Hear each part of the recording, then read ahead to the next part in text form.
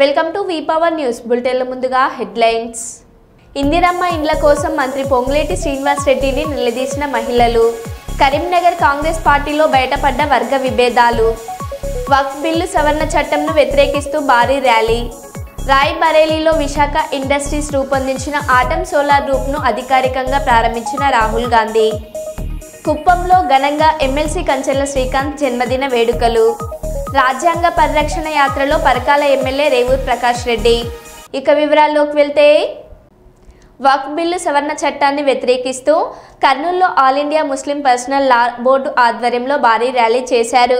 కర్నూలులోని Arabic Islamic పాఠశాల నుంచి ముస్లిం రాజ్ విహార్ కూడలి మీదుగా కలెక్టరేట్ కార్యాలయం వరకు ర్యాలీ చేశారు. అనంతరం కలెక్టరేట్ కార్యాలయం ముందు ముస్లిం మత పెద్దలు, వైసీపీ వామపక్ష పార్టీల నాయకులు కేంద్ర ప్రభుత్వానికి వ్యతిరేకంగా మాట్లాడారు. వక్ఫ్ సవరణ బిల్లును రద్దు చేసుకుంటే ఎంపీల ఇండ్లు ముట్టడి చేస్తామని అన్నారు.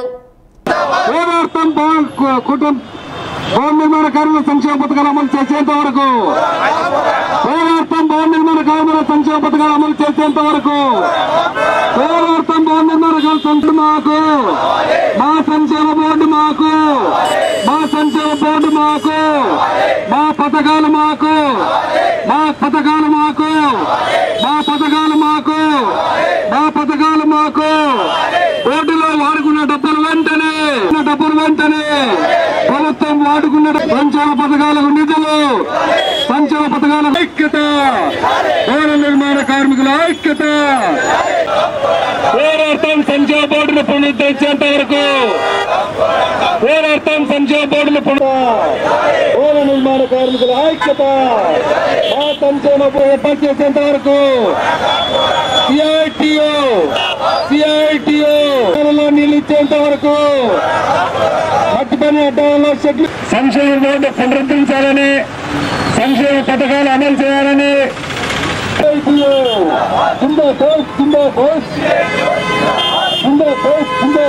పథకాలు ఆపేశారు. ఈ మళ్ళా సంక్షేమ బోర్డును ఇతరులు చేయాలని కోరుతూ ఈరోజు కలెక్టర్ దగ్గర ధర్నా కార్యక్రమం చేపట్టాం. ఈ ధర్నాకు మనం చేయడం జరుగుతుంది. కావున మనం కూడా కర్నూలు కలెక్టరేట్ ఎదురైనారు. వాళ్లకు ఒక మిషను మన భవన నిర్మాణ కార్మిక జిల్లా కమిటీ మౌనం పాటించాల్సింది కోరుతున్నాము. ఈరోజు భవన నిర్మాణ కార్మిక సంఘం ఆధ్వర్యంలోన కలెక్టర్ కార్యాలయం ముందు ధర్నా నిర్వహిస్తున్నాము.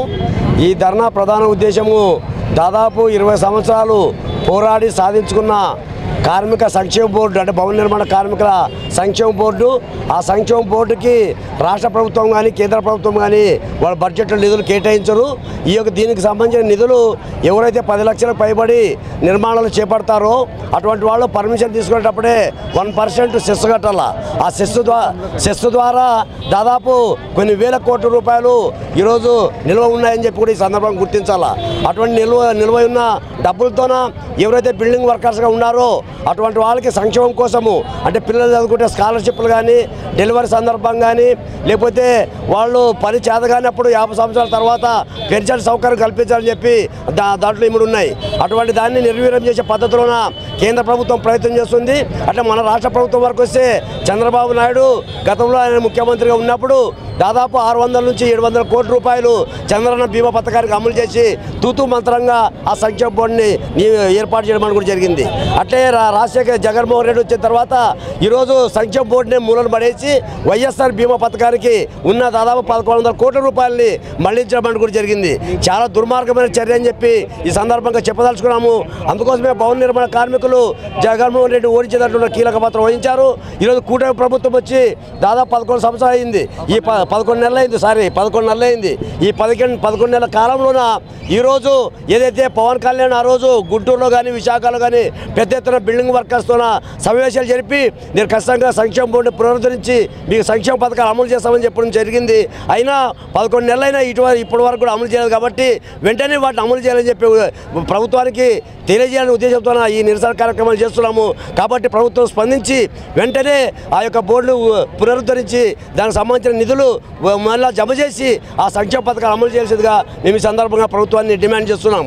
నా పేరు రాధాకృష్ణ, నేను బిల్డింగ్ వర్కర్స్ యూనియన్ గౌరవ అధ్యక్షుడు.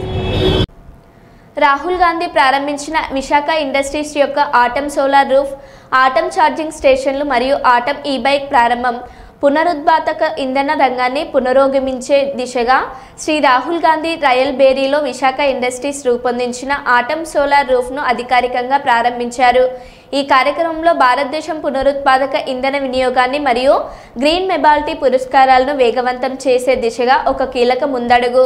ఈ ప్రారంభ వేడుకలో ఆటం ఛార్జింగ్ స్టేషన్లు మరియు ఆటం ఈ-బైక్లను కూడా ప్రారంభించారు. ఈ పరిష్కారాలు విశాఖ ఇండస్ట్రీస్ యొక్క పర్యావరణ అనుకూలమైన ఆవిష్కరణాత్మక దృష్టిని ప్రతిబింబిస్తున్నాయి. ఈ కార్యక్రమానికి హాజరైన ప్రముఖులు డాక్టర్ వివేక్ చెన్నూర్ ఎమ్మెల్యే, శ్రీమతి సరోజ గడ్డం కరస్పాండెంట్, డాక్టర్ బిఆర్ అంబేద్కర్ విద్యా సంస్థలు, శ్రీ వంశీ గడ్డంపల్లి పెడిపల్లి పార్లమెంట్ సభ్యులు మరియు విశాఖ ఇండస్ట్రీస్ డైరెక్టర్.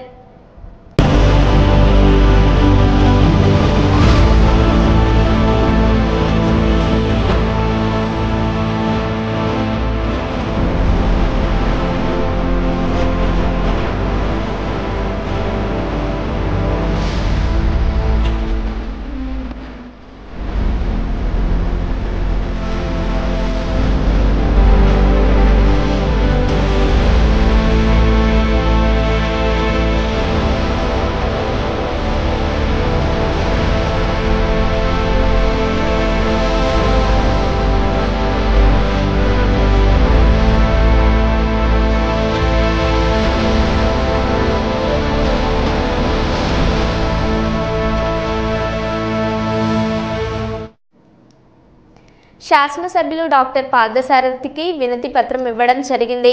అనంతరం సాధన కమిటీ సీనియర్ నాయకులు రామదాస్, సాధన కమిటీ కన్వీనర్ ఎం తాహేరవాలి మాట్లాడుతూ కర్నూలు జిల్లా అదోని మండలం పాండవగల్లు గ్రామంలో గత కొన్ని సంవత్సరాల నుండి ప్రభుత్వ పెద్ద చెరువు అక్రమానికి గురి కావడంతో మా గ్రామ ప్రజలు ప్రభుత్వ పెద్ద చెరువును కాపాడండి అంటూ అనేక ఆందోళనలు చేపట్టినప్పటికీ గత ప్రభుత్వం పూర్తిగా నిర్లక్ష్యం చేసింది. అప్పటి ప్రజాప్రతినిధులు కూడా పూర్తిగా నిర్లక్ష్యం చేస్తూ అక్రమదారులకు వత్తాసు పలికిన పరిస్థితులు ఉన్నాయి. మా గ్రామంలో పెద్ద చెరువు కబ్జాకు గురి కావడంతో మా గ్రామంలో భూగర్భ జలాలు అడుగంటిపోయింది, బోర్లు బావులు ఎండిపోయాయి అని వారు అన్నారు. ఈ కార్యక్రమంలో చెరువు సాధన కమిటీ సభ్యులు వెంకటేష్, చిన్న తానయ్యన్న పాల్గొన్నారు. ఎంతసేపు అది తొందరలో చేస్తామని చెప్పేసి చెప్పాను, కానీ ఇప్పటిదాకా సాగు చేస్తున్నారు. ఈ ఏడాది అయినా సాగు తప్పనిసరిగా ఆపాలని చెప్పేసి చెరువు సాధన కమిటీ పాండవగల్ ప్రజలందరూ కూడా కోరుతున్నారు.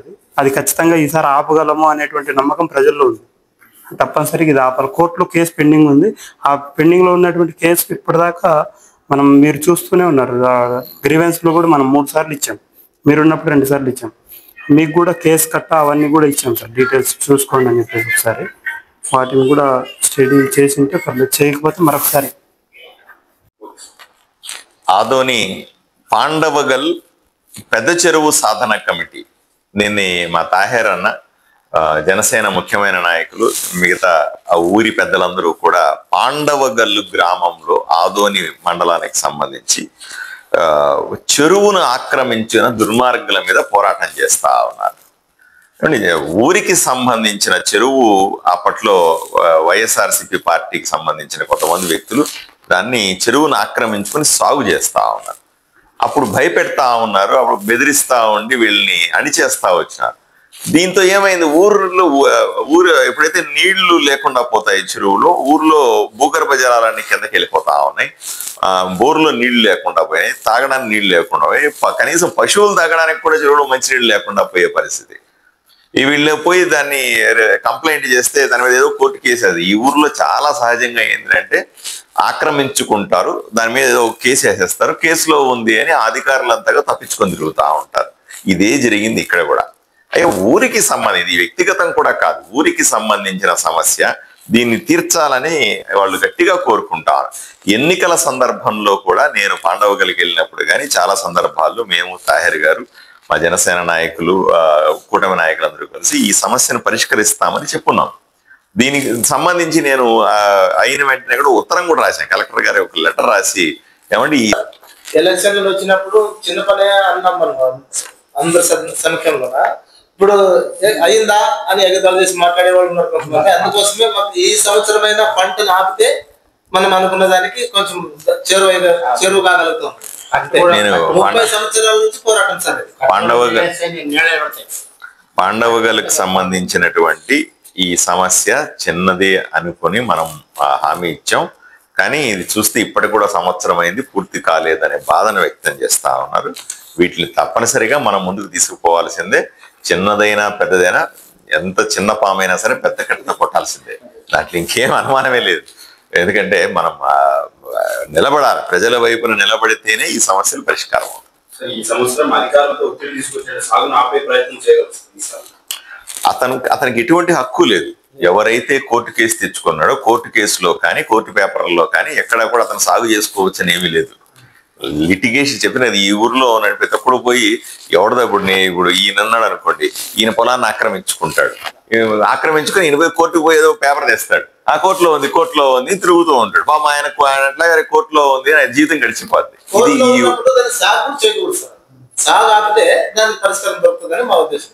యాక్చువల్గా ప్రభుత్వ అధికారి కాపాడాల్సింది ప్రభుత్వం. ఆయన మనం ప్రైవేట్ వ్యక్తులుగా కేసులు పెట్టుకొని కూడా కొన్ని సంవత్సరాలు వెళ్ళినాం. ఉమ్మడి రాష్ట్రం హైదరాబాద్ ఉన్నప్పుడు మనకి అక్కడ పోయి హైకోర్టులో కూడా వాదిస్తున్నాం. మేము తయారు సొంత ఖర్చులు ఇది చేసుకోండి. విజయవాడ కేవలం స్టే పేరుతో ఆయన దాన్ని కాలయాపన చేస్తున్నాం. అయిపోయింది. గతంలో ఉన్నటువంటి కూడా ఆమె సహకరించి మళ్ళీ స్టే వచ్చేటట్లు అధికారుల ద్వారా ఒత్తిడి చేసి తెప్పించుకున్న పరిస్థితి. మీరు గట్టిగా ఉండండి, దీని వీలైన తొందరగా పరిష్కరించే ప్రయత్నం మనం అందరూ కలిసి చేద్దాం. సరేనా? దీని మీద ఉత్తరం తయారు చేయమని చెప్తాం వెంటనే. జమ్మూ కాశ్మీర్లో పర్యాటకులను లక్ష్యంగా చేసుకుని ఉగ్రవాదులు పాశవిక దాడులకు పాల్పడుతున్నాడని నిరసిస్తూ సోమవారం సాయంత్రం గోదావరికని పట్టణంలో రామగుణం రిక్రియేషన్ క్లబ్ వారు ఉగ్రదాడిలో మృతి చెందిన వారి పవిత్ర ఆత్మకు శాంతి చేకూరాలని ఆ భగవంతుడిని కోరుకుంటూ కొవ్వొత్తుల ప్రదర్శన చేపట్టారు. ఈ ర్యాలీ గోదావరికని పట్టణంలోని కళ్యాణ్ నగర్ చౌరస్తా నుండి బయలుదేరి లక్ష్మీనగర్ మీదుగా ప్రధాన చౌరస్తా వరకు సాగింది.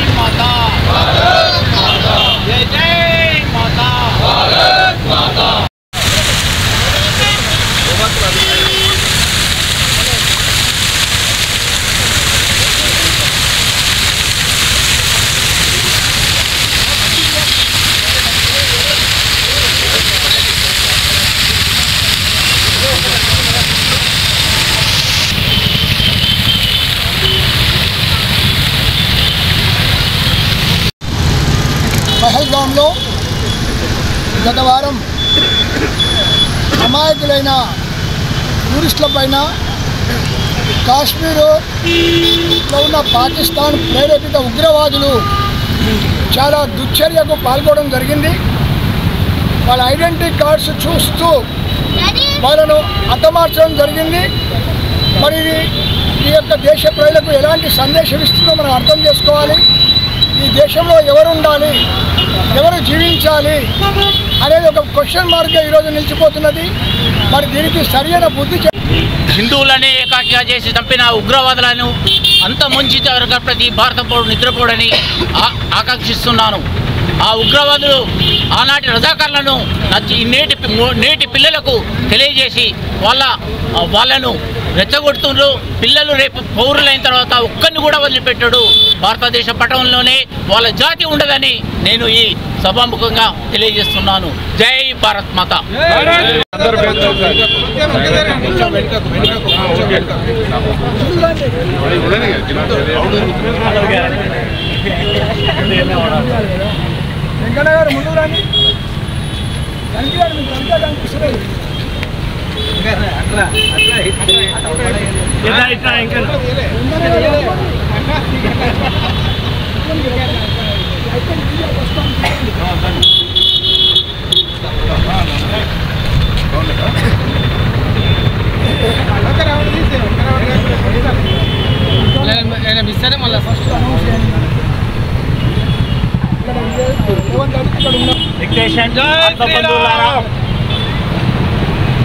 ఆత్మబంధువులారా, మనం నిన్నటి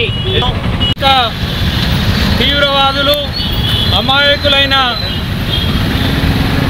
పర్యాటకులను హతమార్చినందుకు నిరసనగా రామగుండం రిక్రియేషన్ క్లబ్ తరఫున ఈరోజు నివాళులు అర్పించేందుకు కొవ్వొత్తుల ర్యాలీ నిర్వహించడం జరిగింది.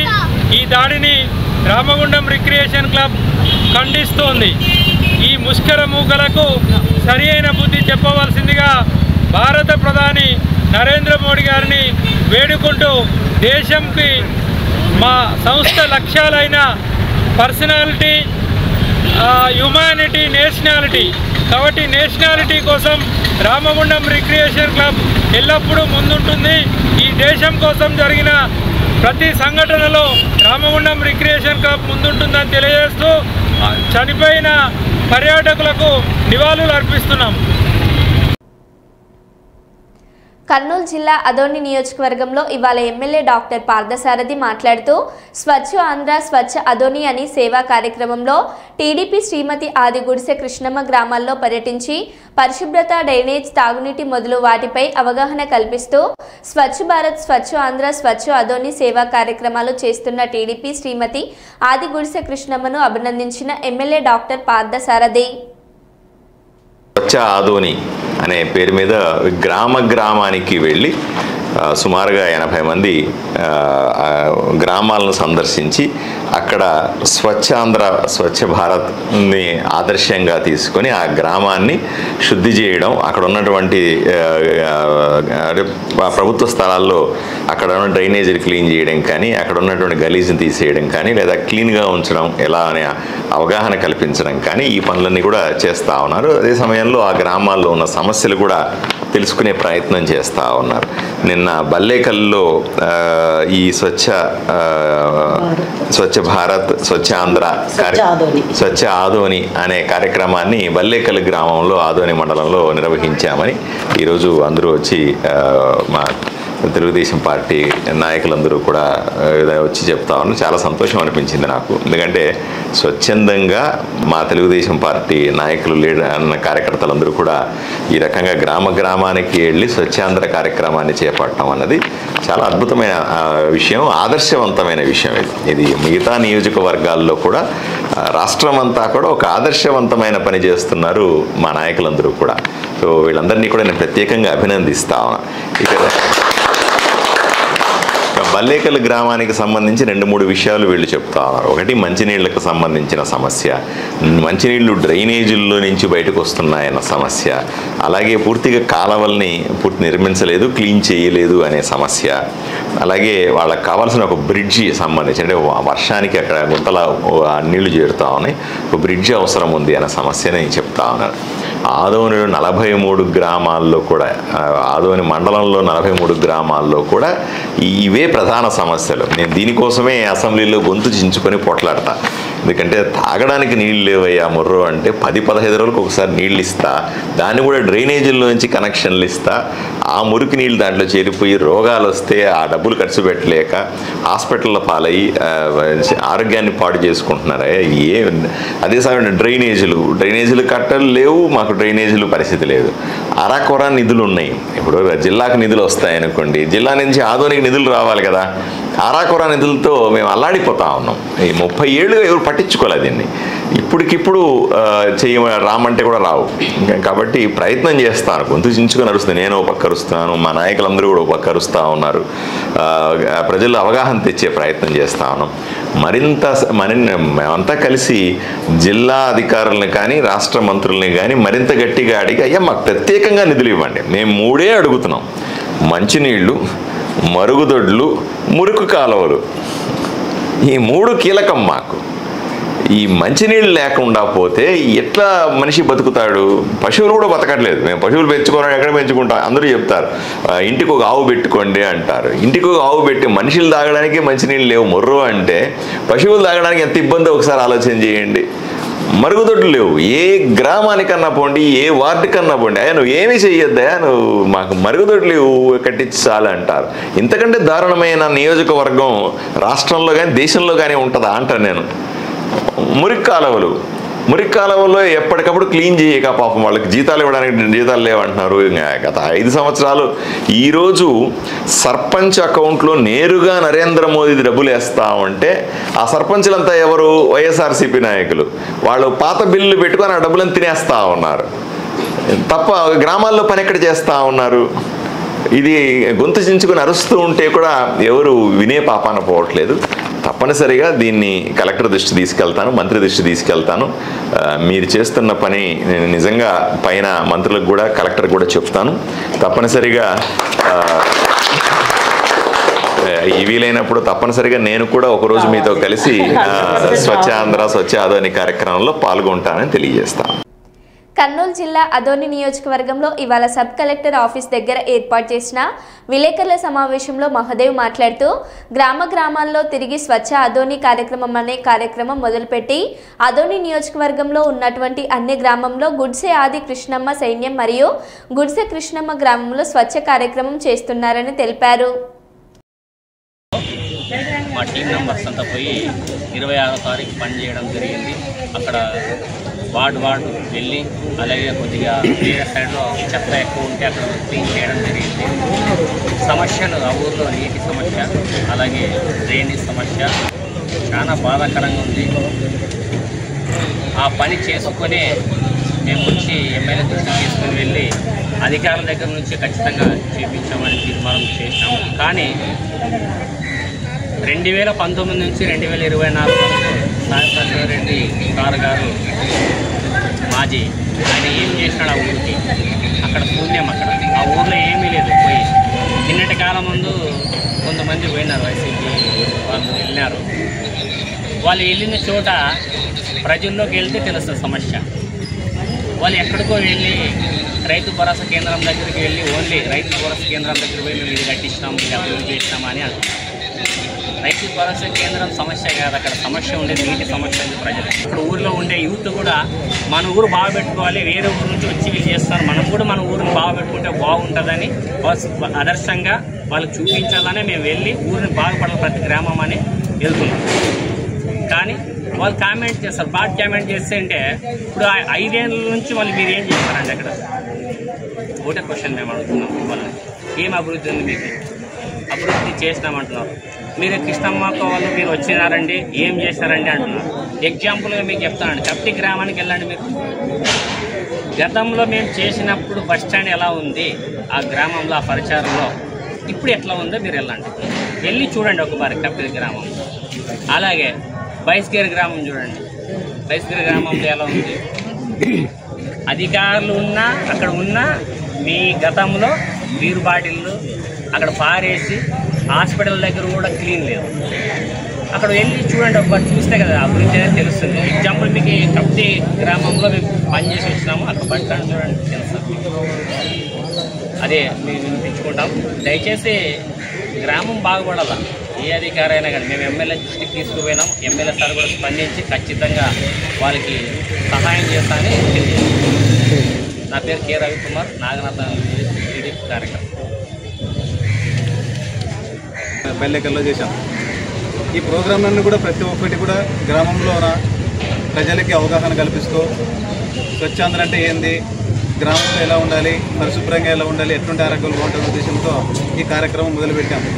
కానీ నిన్నటి రోజున కొంతమంది బల్లేకల్ గ్రామానికి వెళ్ళారు. బల్లేకల్ గ్రామానికి వెళ్ళి మరి స్వచ్ఛాంధ్ర స్వచ్ఛ ప్రోగ్రాం అని చెప్పి వచ్చారు. ఇక్కడికి మరి ఏం చేశారు, వచ్చి చూసి వెళ్ళారా, మరి ఏమి ఇక్కడ కనిపించట్లేదు అని చెప్పారు. అక్కడ ఇద్దరిని అడిగితే తెలిసేది కాదు. అక్కడికి వెళ్ళి గ్రామంలో వెళ్ళి అందరిని అడగాలి ఎట్లా జరిగింది, ఏం కథ, వాళ్ళు వచ్చారు కదా అని చెప్పి. గ్రామంలో వెళ్ళాము, అక్కడ చాలా గలీజ్గా ఉంది.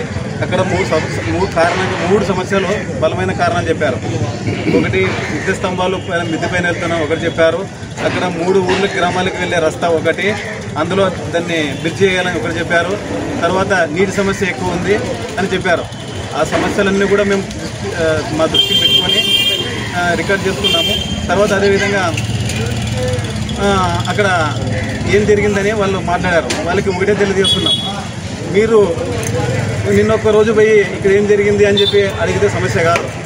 మీరు చేయాలనుకుంటే మేము పార్టీలకు అతీతంగా చేస్తున్నాం.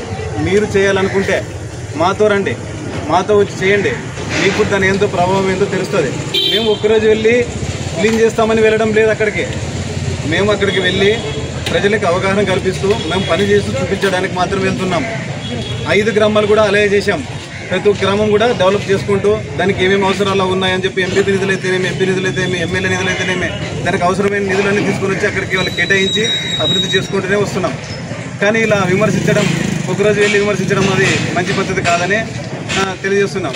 ముఖ్యంగా 5 సంవత్సరాలు మరి మన మాజీ ఎమ్మెల్యే గారు ఆయన మరి 5 సంవత్సరాలు ఏం చేశారో తెలియదు. మరి మాకైతే మేము 5 గ్రామాలు బాగా చేసాం. త్వరలో అన్నీ కూడా మండలంలో 44 గ్రామాలు తిరుగుతాం. ఈ స్వచ్ఛ భారత్ స్వచ్ఛ కార్యక్రమం మాత్రం అన్నీ తిరుగుతాం.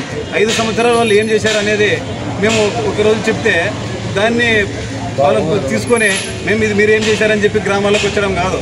మీరు మీరు మా దగ్గర వచ్చి పనిచేస్తే తెలుస్తుంది ఏందనేది. మేము కోర్టు ఆవరంలోనే చేసాం. ఎప్పుడు చేసాం? మనం కోర్టు ఆవరంలోనే చేసాం. ఇక్కడ ఎంత క్లీన్గా అయినది ఇక్కడ ప్రజలే నిరూపిస్తారు.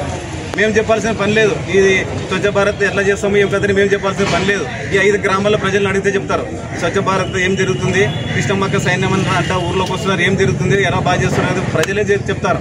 మేము చెప్పడం కాదు, అది దృష్టిలో పెట్టుకొని పనిచేస్తున్నాం. కానీ వాళ్ళు మాత్రం ఎవరైతే మమ్మల్ని విమర్శిస్తున్నారో వాళ్ళు కొద్దిగా జాగ్రత్త మీద విమర్శించాలి. మేము ఏ కార్యక్రమం చేసినా. మరో బులెటిన్లో మళ్ళీ కలుద్దాం. Stay tune.